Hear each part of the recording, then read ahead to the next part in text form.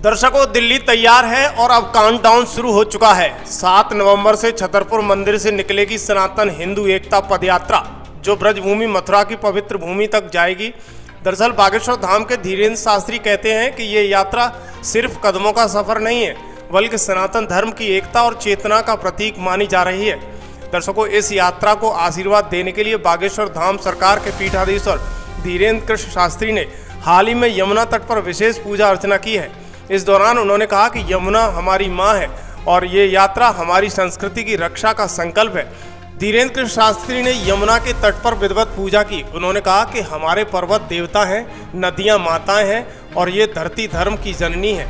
उनके शब्दों के उस तट पर खड़े हर व्यक्ति के भीतर वही पुराना भाव जगा दिया कि भारत सिर्फ एक देश नहीं, बल्कि सनातन सभ्यता का धाम है।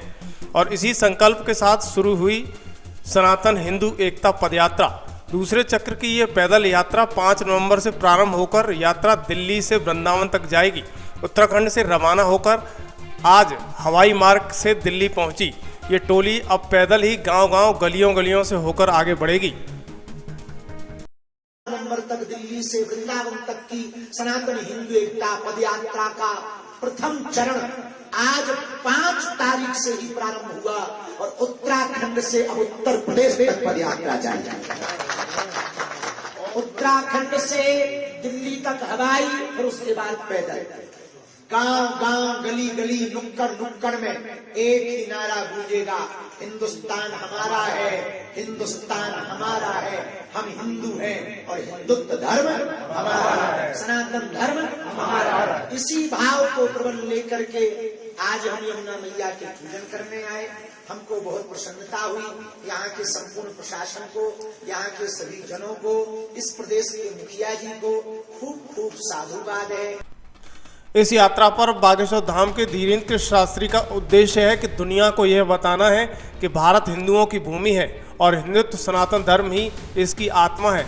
आज उत्तराखंड से प्रारंभ हुई यात्रा में यात्रियों ने स्थानीय प्रशासन और जनता के सहयोग के लिए आभार जताया।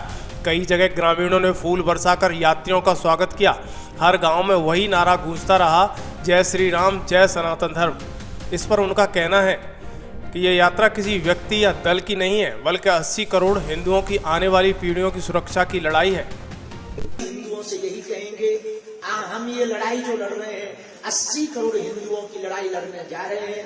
आपके आने वाले बच्चों को सुरक्षित कर सकें, लव जिहाद, लैंड जिहाद में आपके बच्चे ना फंसे, उसकी लड़ाई लड़ने हम जा रहे हैं। हमें आशीर्वाद भी दो, हमारे भ्राता सिंह को भी आशीर्वाद दो और एक दिन जरूर आना।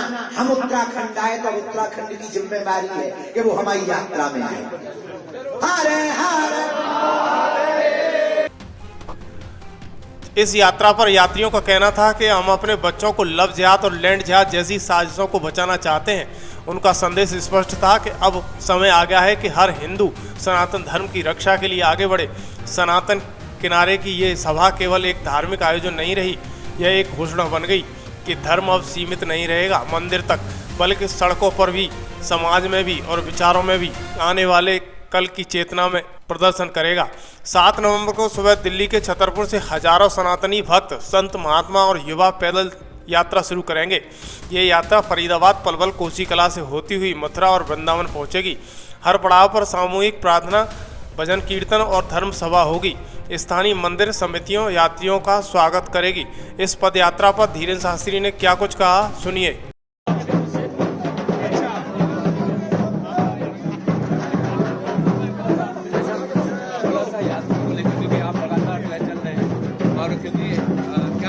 इसमें 4 धाम है और शीतकालीन यात्रा भी रहेगी। सबको बहुत शुभकामनाएं। इस तरह का रहेगा आपका जो है 4 धाम लेके शीतकालीन लेके आप जा सकते हैं।